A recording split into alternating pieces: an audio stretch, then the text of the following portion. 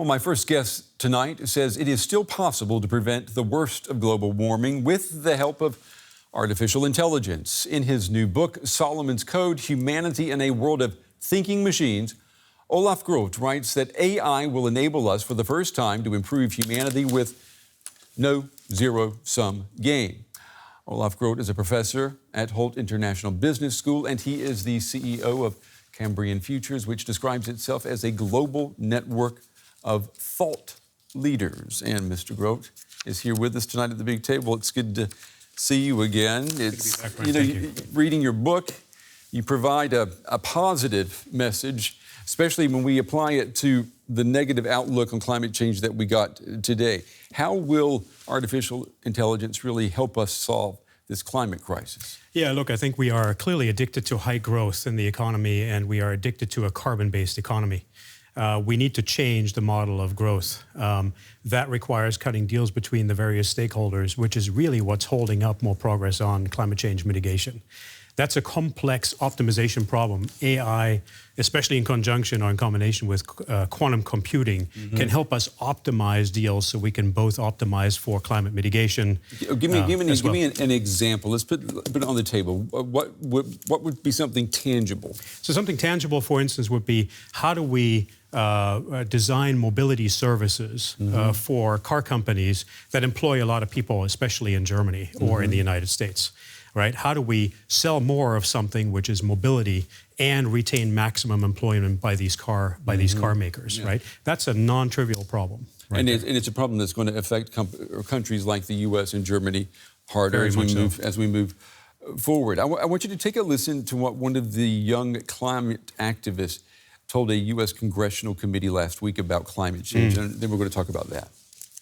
I can't wait until I'm sitting in your seats to change the climate crisis. You have to use the seats that you have now, because by the time I get there, it's going to be way too late. The good news is that experts agree that there are multiple pathways to decarbonize the United States energy system, and that doing so is both technologically and economically viable and beneficial. All right, she has faith in the future. And so do you. But let me play devil's advocate here. If artificial intelligence is helping us, how do you explain the UN report that we got today that says global warming is actually accelerating? Yeah. It's happening faster than we thought it was just 6 months ago. Yeah, it's very unfortunate, but it's unfortunately also not a real surprise, because climate scientists have always said that what's unknown to us are the tipping points in the Earth's systems, and that we could actually be walking toward an abyss on CO2 levels much more quickly than we think, because our normal models are not able to capture those tipping points. And I think clearly that's what's been happening if it's 3 times as fast. AI, quantum computing, can help us model these complex systems in the Earth's atmosphere and the Earth's systems to get to those tipping points. But that means that AI is going to have to be faster than the schedule as it is of reaching the abyss. Right? That's right. And now that is the advantage of AI and quantum computing, that they can calculate complex scenarios much more quickly than humans can, let alone complex constellations of multi-stakeholders that all have financial interests, right? Yeah, I mean, and you've got confidence that we're going to reach that level. I mean, because a lot of the doomsday fears out there will say that it's just too late and there's nothing that can be done to stop this process that was started decades ago. Yeah.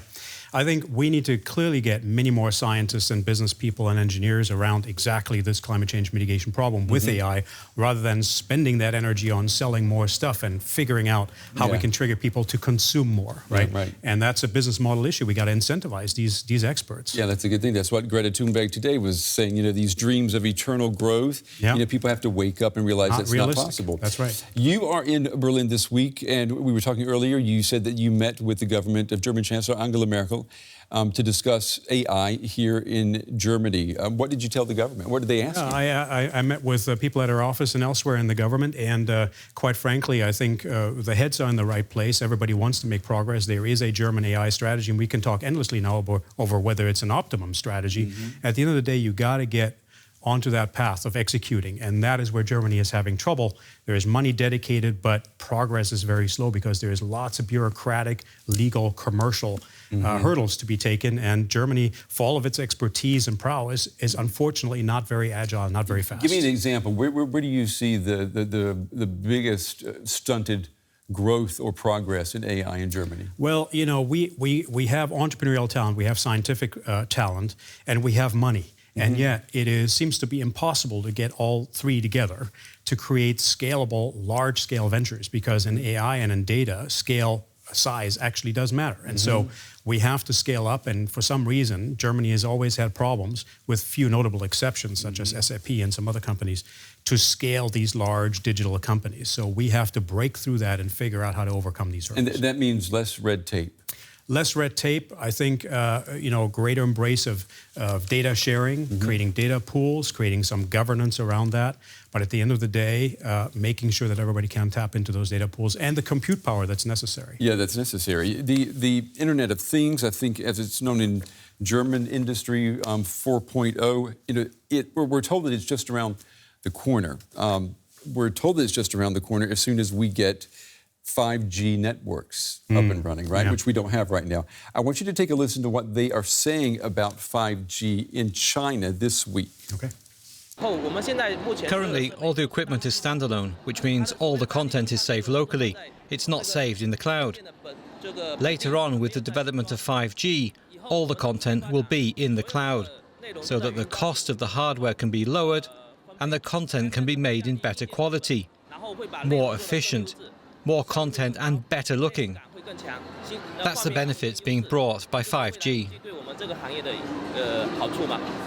Now that caught our attention because there he is in China at the Chinese electronics show, and he is predicting this perfect future world made possible by 5G. But this kind of future, and you and I both know this, it will really depend on who makes the 5G possible, right? Yeah, that's correct.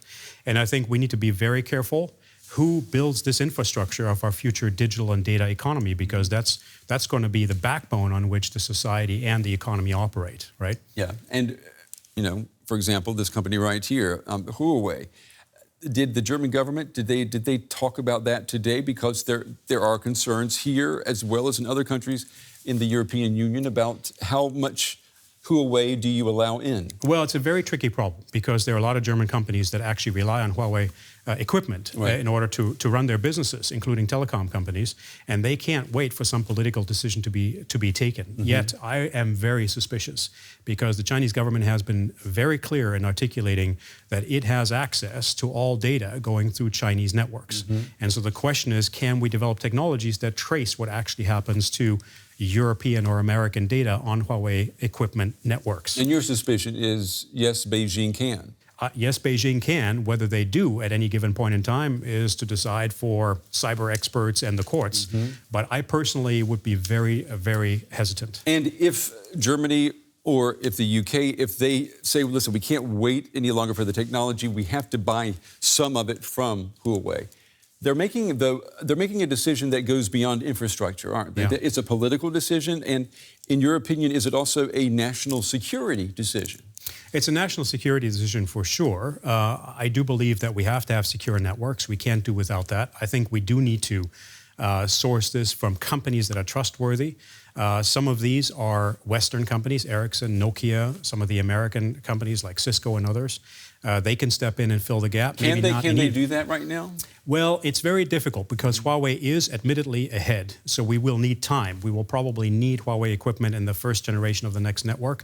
But then let's test whether data is actually getting leaked and siphoned off, prove it, and then get other companies to fill the gaps, take the equipment out, which is very costly. It's costly and it's risky. Yes. What did you tell the German government with this? I mean, do they have to, did they have to take sides in this? Very much so. We believe that, the community of values between the United States and Europe is still very strong. It's been talked about a lot. And yes, there are tensions between both sides of the Atlantic, but I think that's still where our values alignment is. And we have very complementary assets that we can bring to the table between science and technology and commercial actors.